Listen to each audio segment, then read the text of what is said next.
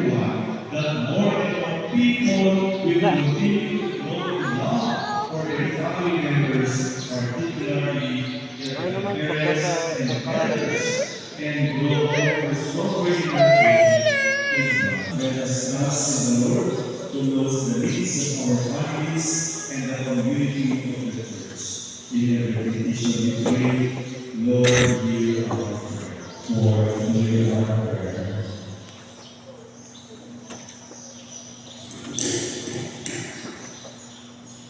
That the church may defend the sanctity of the faith and the wonder of family life. Let us pray to the Lord. Lord, hear our prayer. That parents may inculcate in the minds and hearts of their children the ways of God and holiness.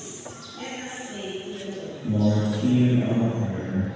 That children may respect and love their parents and grandparents. Let us pray to the Lord. Lord,